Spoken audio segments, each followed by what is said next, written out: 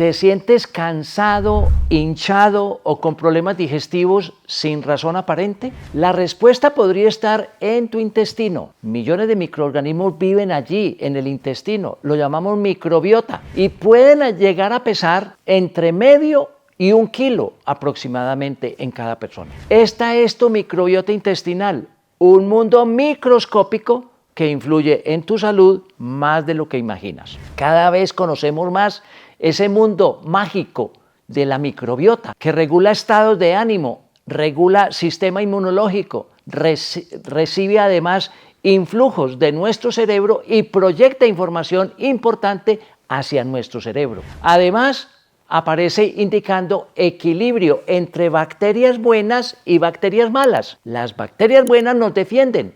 Las bacterias malas tratan de atacarnos, se constituyen en amenaza. Pero, ¿qué pasa cuando ese delicado equilibrio entre bacterias buenas y malas se rompe?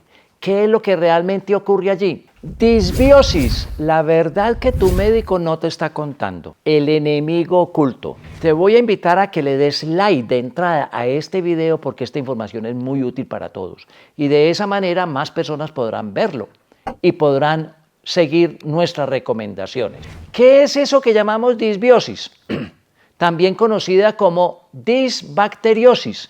Es un desequilibrio en la composición o función de la microbiota intestinal. Desequilibrio porque definitivamente la microbiota, tal como ha sido diseñada por esa inteligencia superior, se mantiene completamente en equilibrio. Bacterias buenas aumentan nuestro sistema de defensas, identifican amenazas y las conjuran. Bacterias malas que se constituyen obviamente en agresión para nuestro organismo, pero que pueden ser controladas por esas bacterias buenas y también por nuestro propio sistema inmunológico o sistema de defensa. Vas a imaginar la microbiota como un jardín lleno de diferentes tipos de flores y de plantas por todos los lados. En un jardín saludable, todas las plantas, todas esas flores, todas esas plantas de las que estamos hablando, conviven en armonía, en equilibrio. Los médicos lo llamamos homeostasis. Sin embargo, en algunas plantas crecen demasiado, mientras que otras desaparecen.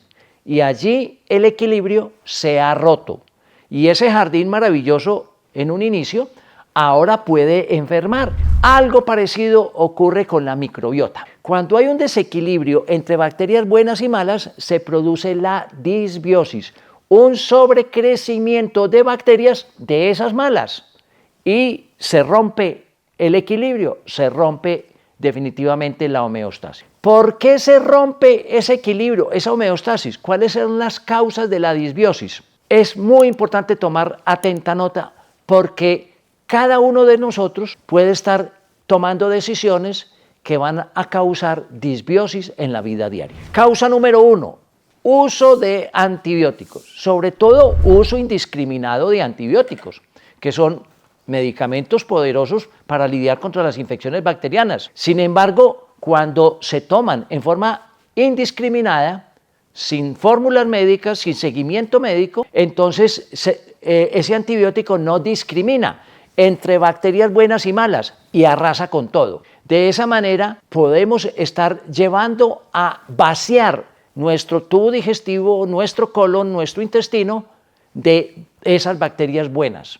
Y eso va a disminuir definitivamente la microbiota intestinal y nos va a exponer a amenazas grandes. Muchas personas tomando antibióticos y cambiando de antibiótico permanentemente, lo que están haciendo es afectar definitivamente esa población de microbiota. Y eso permite que ciertas bacterias oportunistas, como por ejemplo el Clostridium difficile, proliferan en el tubo digestivo y van a causar diarrea y van a causar colitis inducida por esos antibióticos. Además, los antibióticos pueden afectar la composición de la microbiota a largo plazo, aumentando la susceptibilidad a futuras infecciones y a otros problemas de salud como consecuencia. Causa número 2, una dieta inadecuada. Esta microbiota necesita alimentación.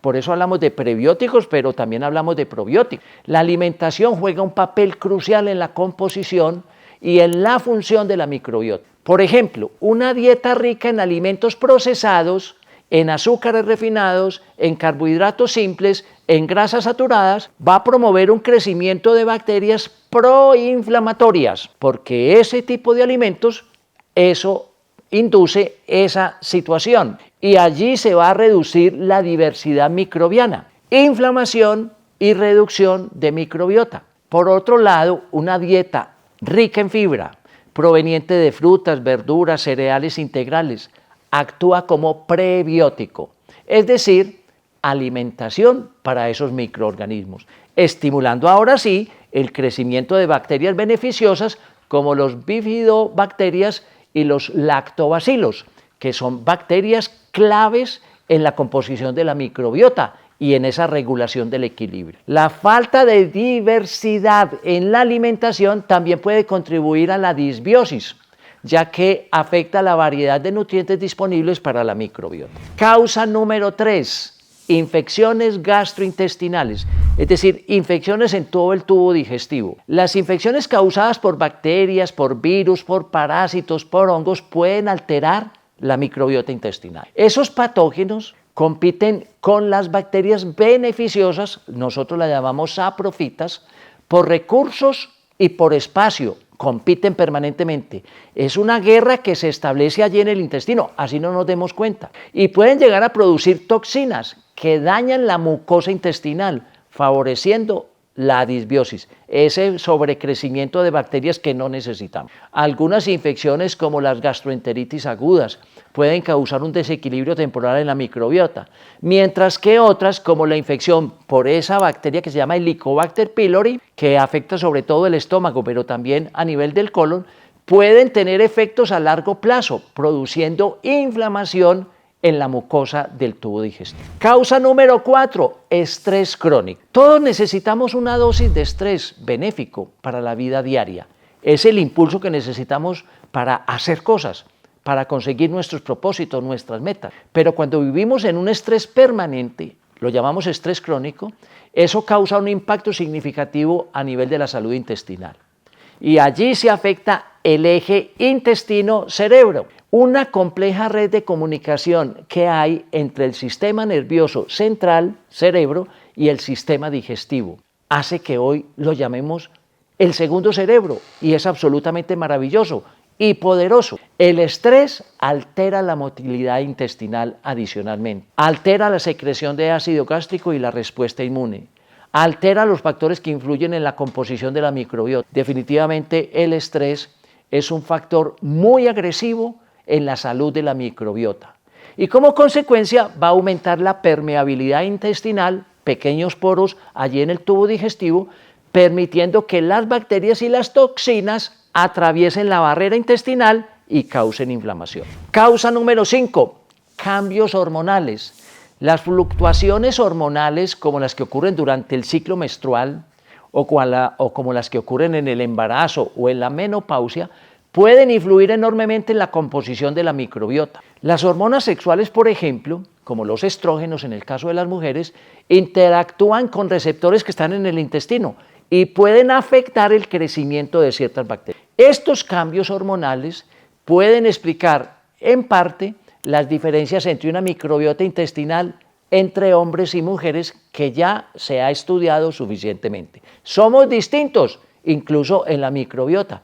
Y esas diferencias tienen que ver con el sistema hormonal, con el sistema endocrino. Causa número 6, consumo excesivo de alcohol.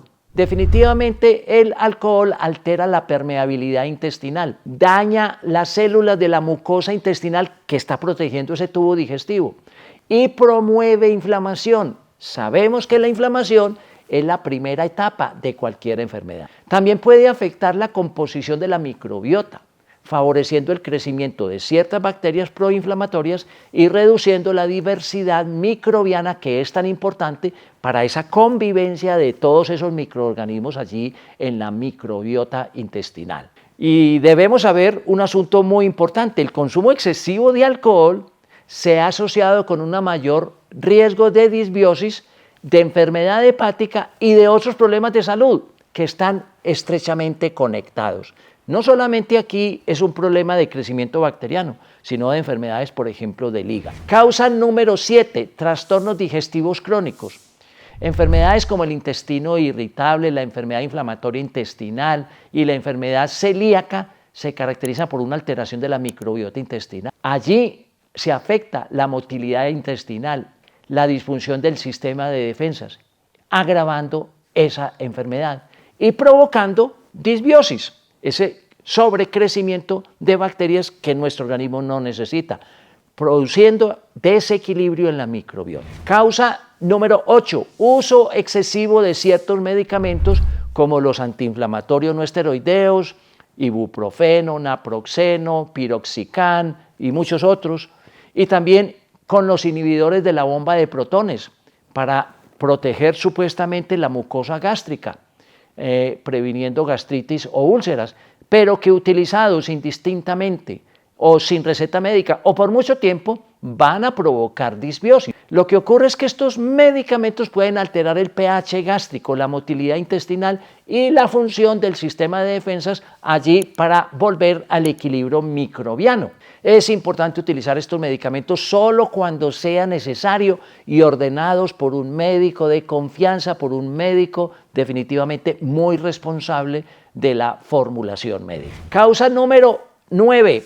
Factores genéticos. Hay algunas situaciones genéticas que pueden alterar la microbiota intestinal. Pueden hacer que haya genes que influyen en la susceptibilidad para la disbiosis. Hay mucha investigación reciente en el sentido de identificar cuáles son esos genes. Ya se han identificado algunos que pueden ayudar definitivamente a provocar o a incidir desfavorablemente en esa disbiosis, provocando ese desequilibrio del que venimos hablando. Va a ser muy importante entender que así yo tenga una tendencia genética a la disbiosis, yo, si tengo hábitos de vida saludable, si hago buena identificación de decisiones, yo puedo hacer que esos genes no se expresen y por lo tanto no se desarrolle la disbiosis. Yo no soy preso de los factores genéticos. Si presentas síntomas digestivos persistentes o sospechas que puedes tener disbiosis, va a ser muy importante consultar con nuestro médico. Allí, hacer un diagnóstico preciso y un plan de tratamiento individualizado va a ser muy importante para restaurar el equilibrio de la microbiota intestinal y mejorar la salud en general. ¿Y cuáles son esos signos y síntomas?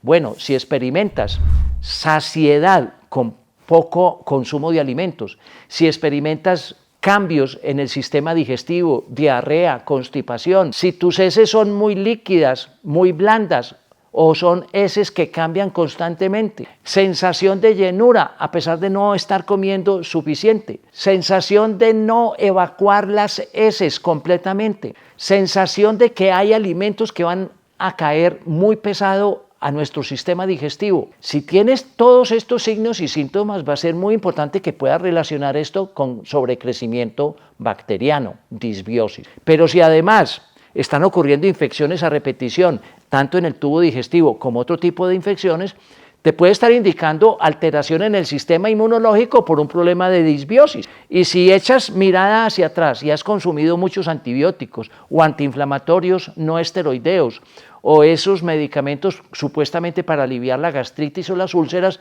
y lo has consumido por mucho tiempo, si juntas todos esos aspectos de tu historia, seguramente vas a poder identificar tú mismo eso que llamamos disbiosis. La disbiosis es una enfermedad cada vez más frecuente porque todas estas causas de las que hemos hablado están presentes para muchas personas en el mundo entero.